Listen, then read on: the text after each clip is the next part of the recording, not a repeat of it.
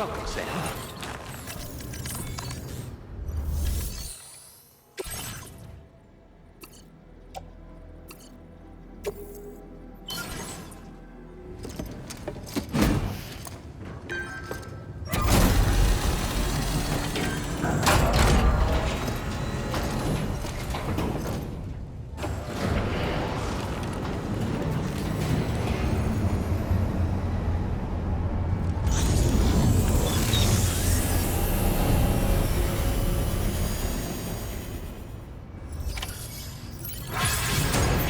Well done, Sam.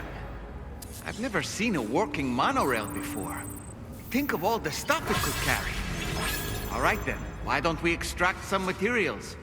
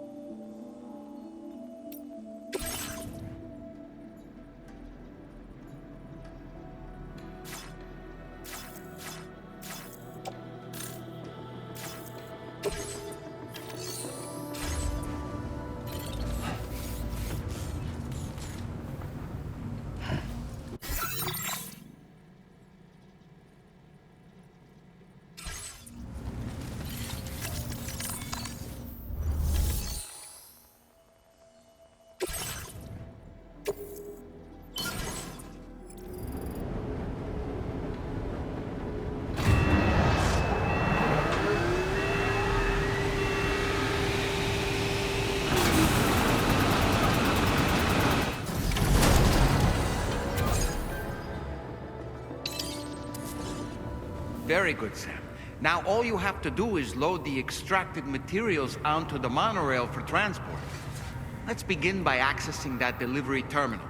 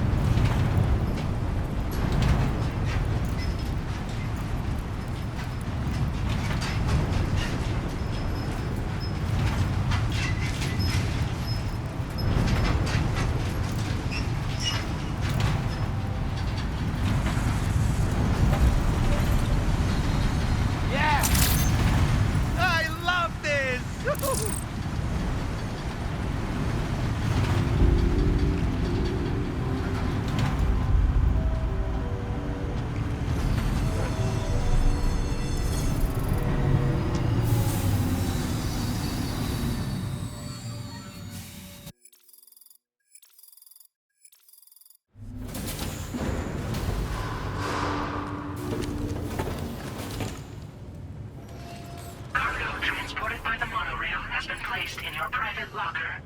The cargo can be delivered via the terminal.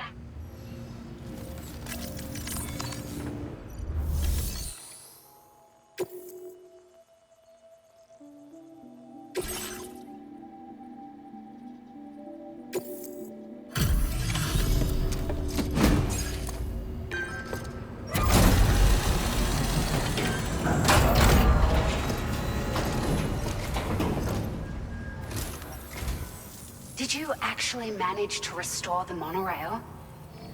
Awesome! With it back up and running, you'll be able to transport materials from the mines. Right. Sorry. Let's take a look at these materials you brought.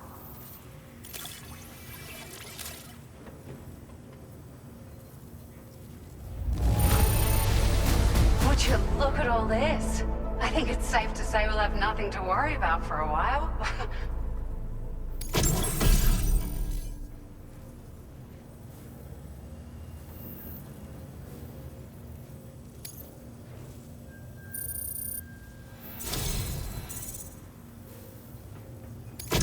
It feels as though we're always leaning on you for support. Please allow us to return the favor with this data.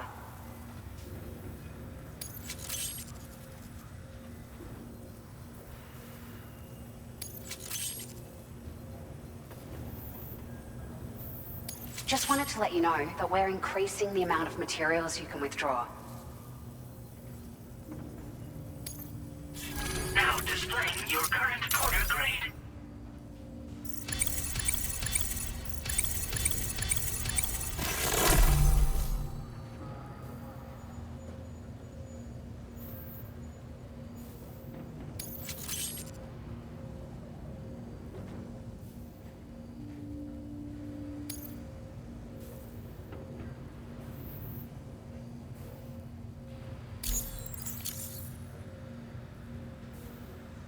Oh, here's a little something extra as thanks. I got them just for you. Figured they'd suit your style. They sure weren't easy to come by. A real collector's item, I hear.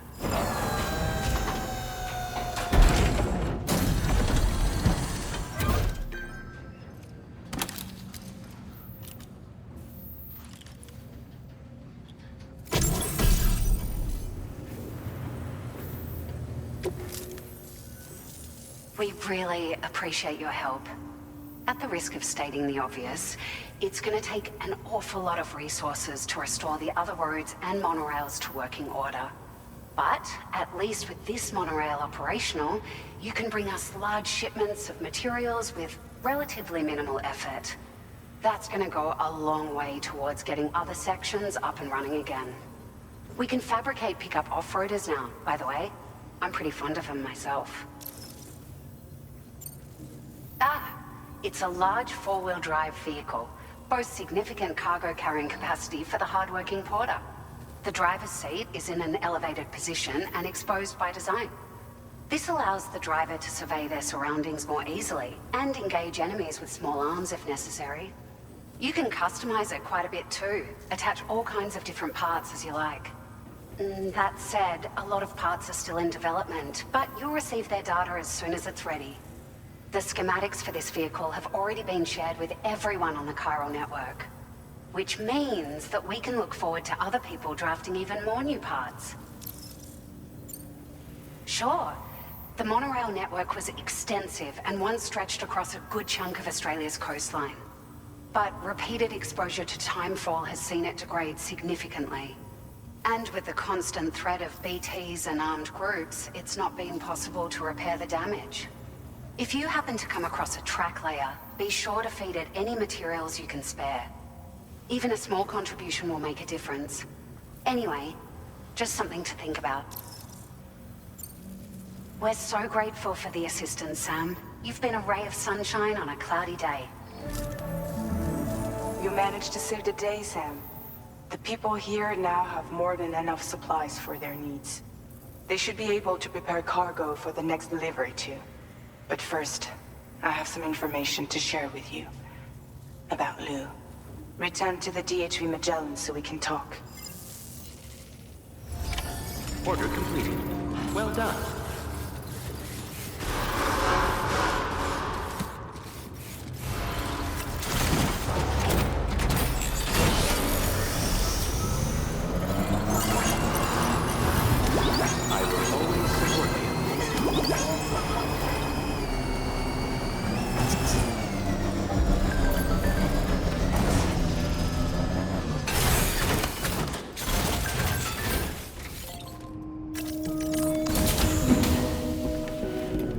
Hey,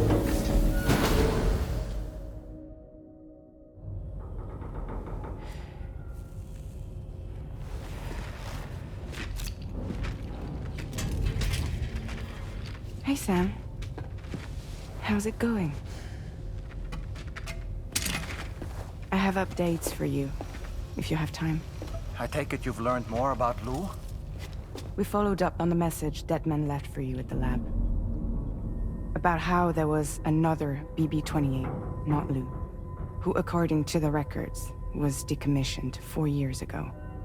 The first time you and Lou met was about 2 years ago now, when you were entrusted with a BB previously issued to Bridges Corp's disposal.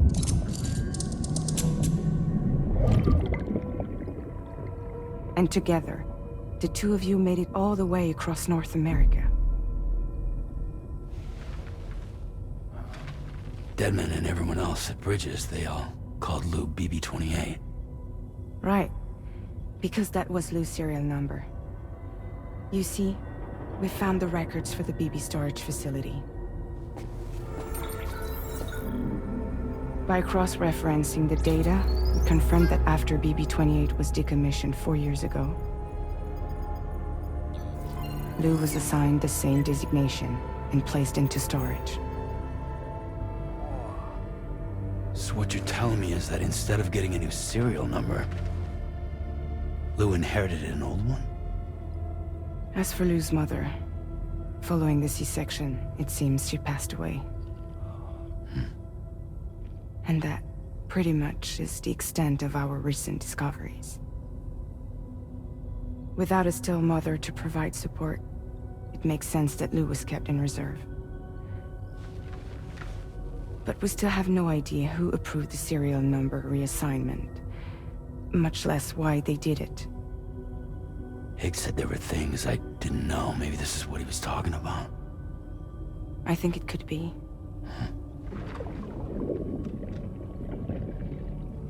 I want to know everything about Lou.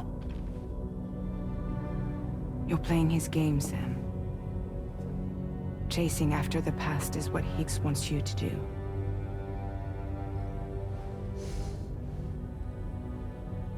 I need to know where Lou came from. I have to know.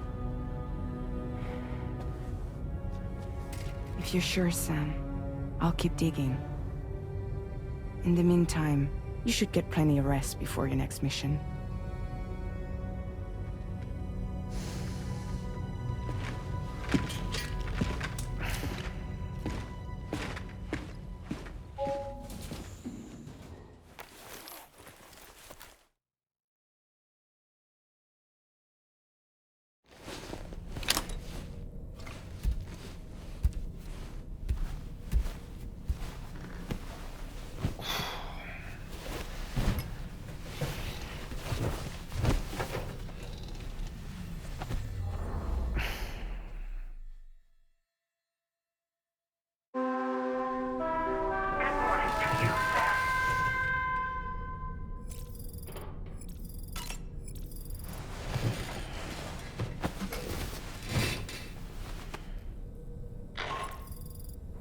Sam, it's Charlie.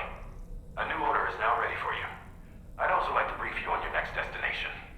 And I believe that Fragile wants to have a word as well.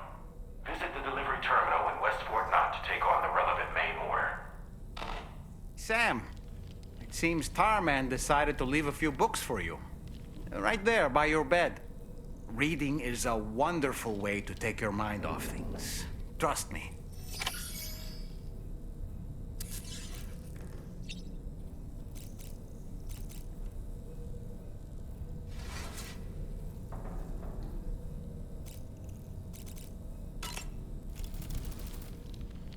There are organisms in this area that I don't believe I've ever laid eyes on before. My understanding is that they're called chiral creatures, and they come in all shapes and sizes.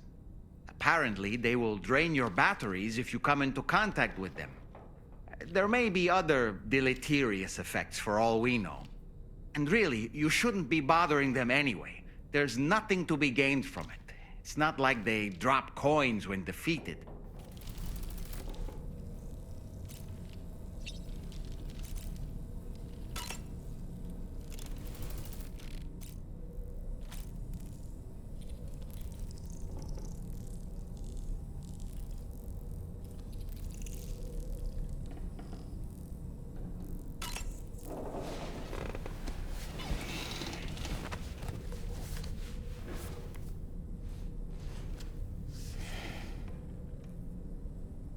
That's Tarman's son. He must have placed a photograph in here for safekeeping. This is an important memento. Why don't we go and take it to him?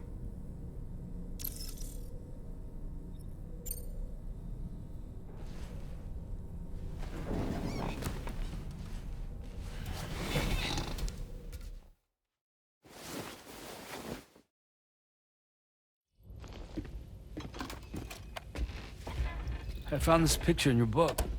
Is this your son?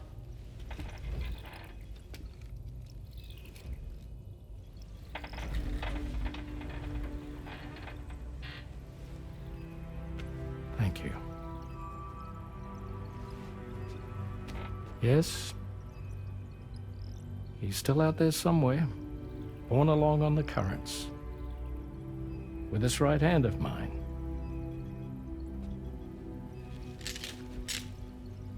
It's due to my connection with said missing piece that I can read the movements of the tar.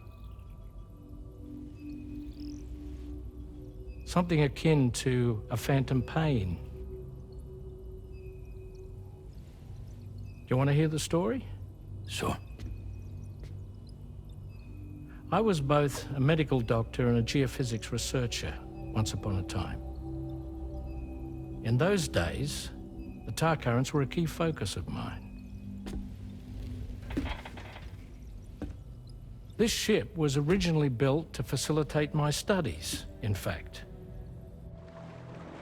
The deep tar hunting vessel Magellan, we named it. A ship perfectly suited to pursuing the creatures that thrive in the tar's depths. Another avenue of research, you might say. We called them chiral mammals, for lack of a better name. Seemed like the closest fit. Reckoned if we caught one, we could figure out all the mysteries. The tar, the tides, hell, maybe even the stranding. Whoa, she's a big one. Dip yourself in, son. Tar's looking calm. I'll be fine, Pop.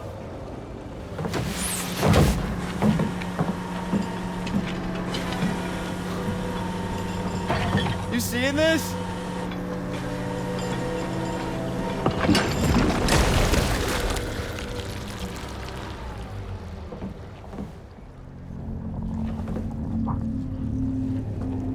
I think she's pregnant.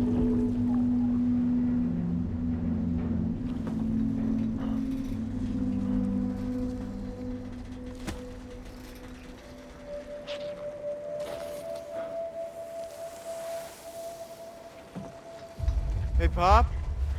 This is weird.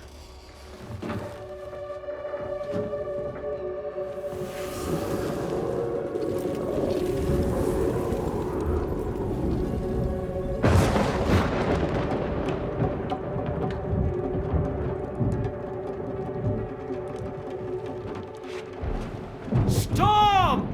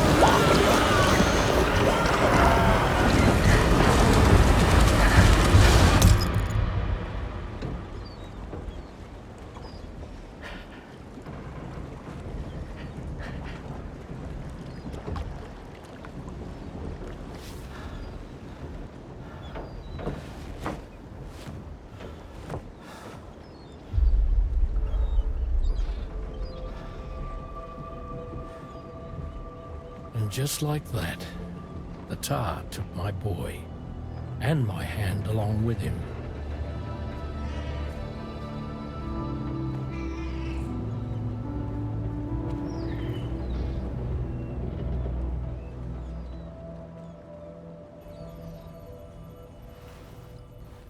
At first, I thought this little guy was my son reborn. If I may ask a question, the hunters that attacked you after you caught the chiral mammal, are you sure they came from within the creature's womb? Yes. That said, I'm not of the opinion that the hunters were its offspring. Its womb merely served as a gateway to the other side. Indeed. The tar and the beach are connected.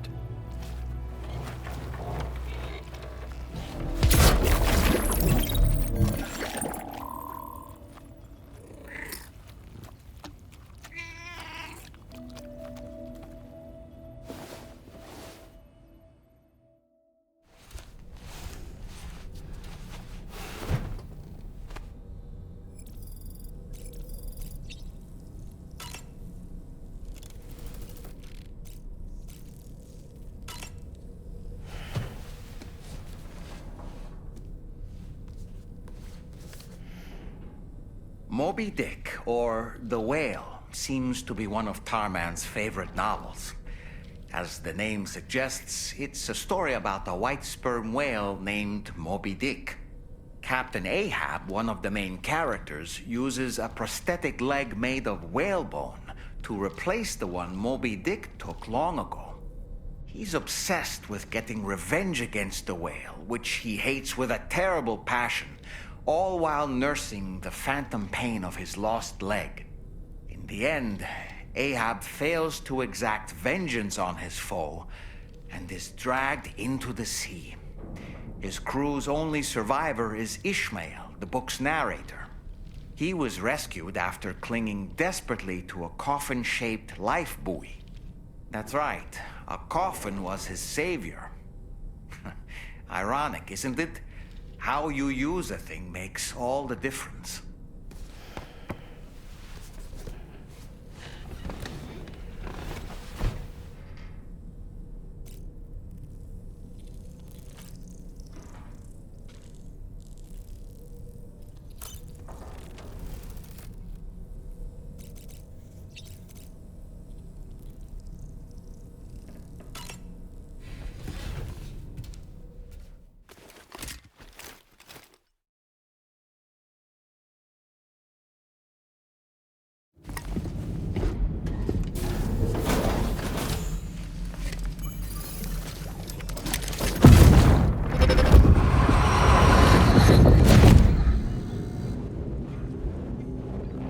Extraction was successful.